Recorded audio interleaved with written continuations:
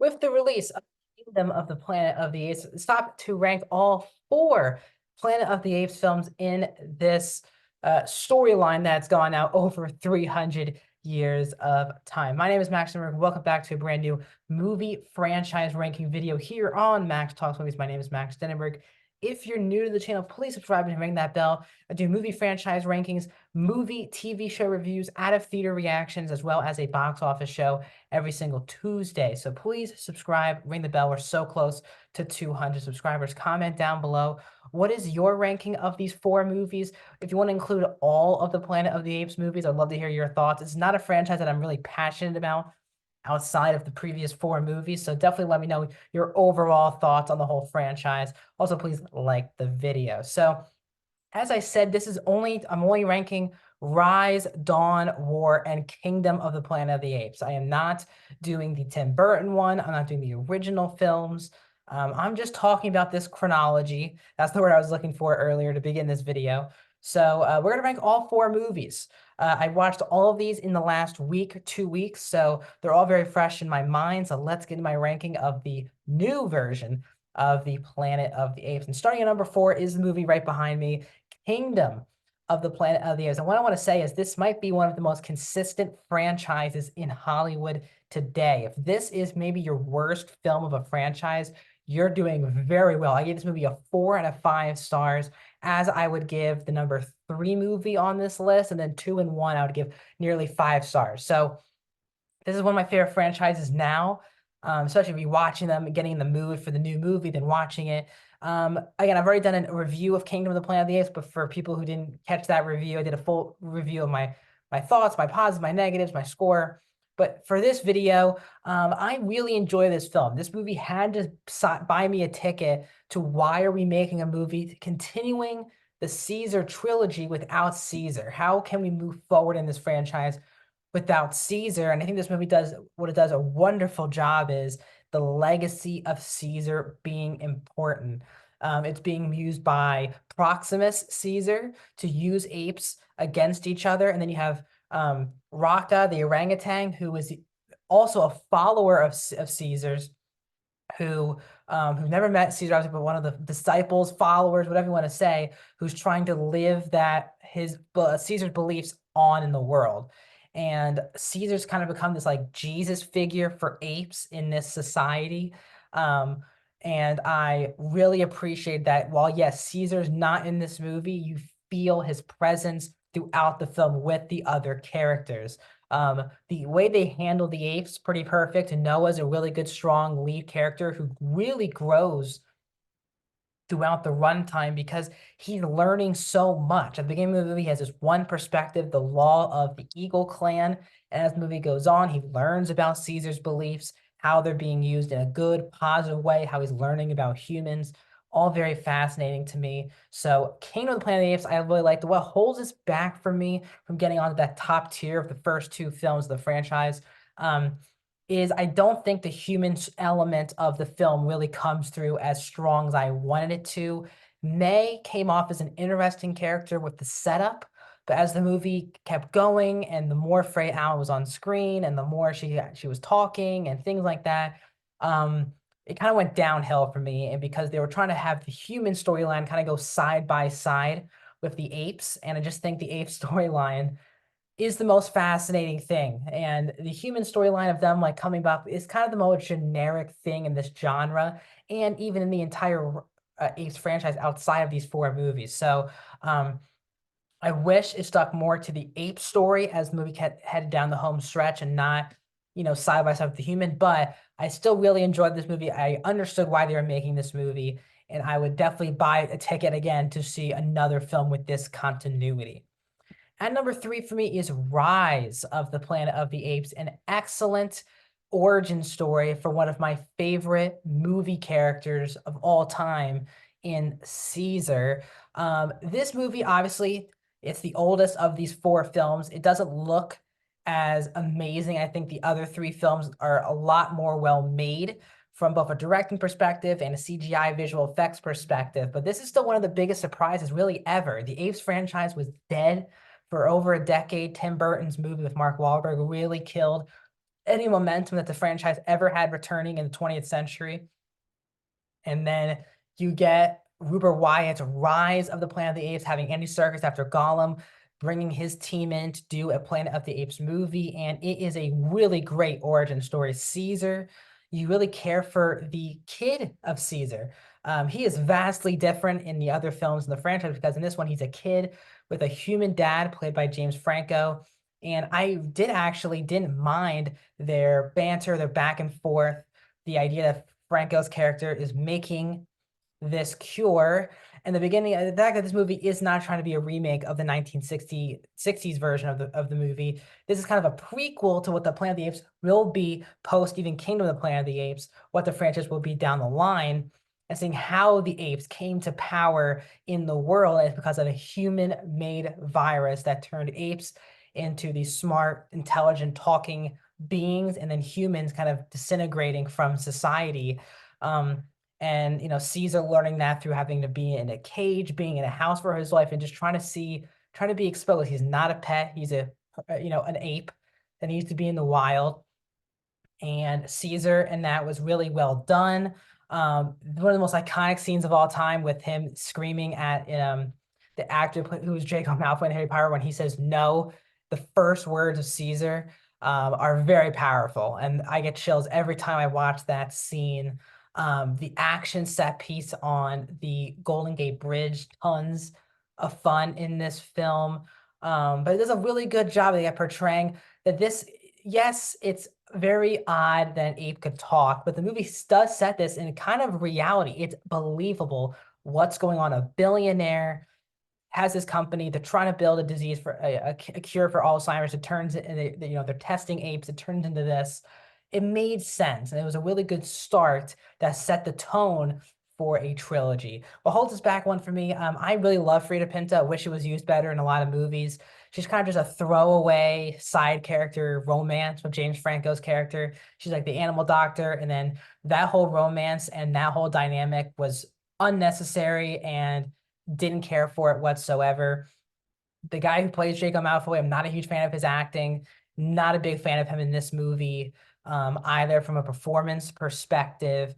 And David Oyelowo's a great actor, but he's just playing kind of a stereotypical mustache twirling billionaire villain. So the human characters are just very generic outside of really James Franco, but the rest of the movie is an excellent kickstart and revitalization of a really dead franchise. Now, 2 and 1 for me are near perfect films. They're masterpieces, in my opinion. I hate having to pick one more than the other, but I've thought about this for over a week since I last saw it to make this ranking, and this is where I've landed. So, War for the Planet of the Apes was number 2, and since I watched this movie in theaters in 2017, this was always my favorite Planet of the Apes film.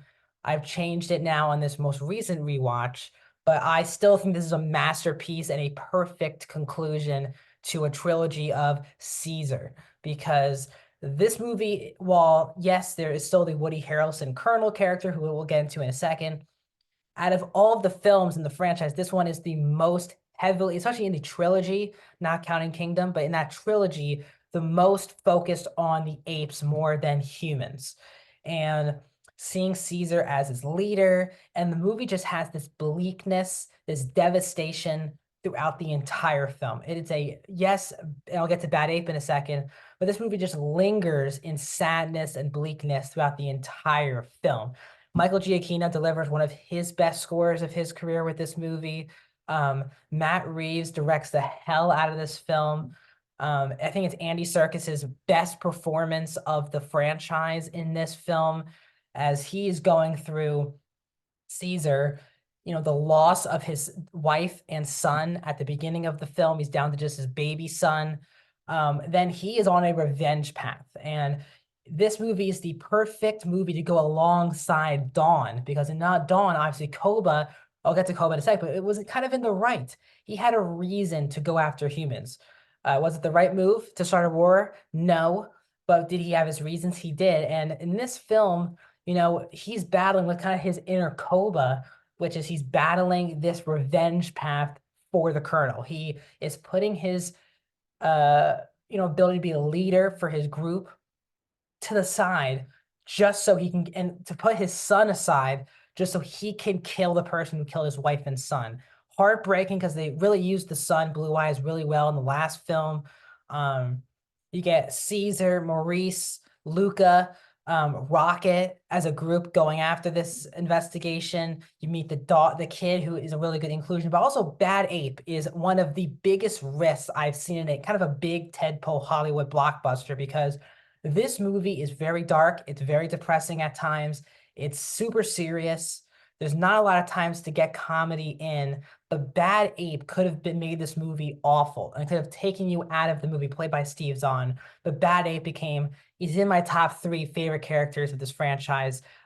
Every time he's on screen, I have a smile on my face, but at the same time, he's funny. He puts a smile on my face, but he never tonally takes me out of the bleakness of the situation. That was really well handled by Matt Reeves. Um, and Bad Ape's a really fun character when he gets screamed at by Maurice in the tunnel. I laugh every time when he's wearing the beanie and the vest. I laugh every time. Also, Woody Harrelson does not get enough credit. This is a very fascinating villainous character from a human perspective. That he's his colonel, and they kind of use biblical Hitler-like aesthetics with the colonel and the way he handles his business. I adore this film. It's a masterpiece in my opinion.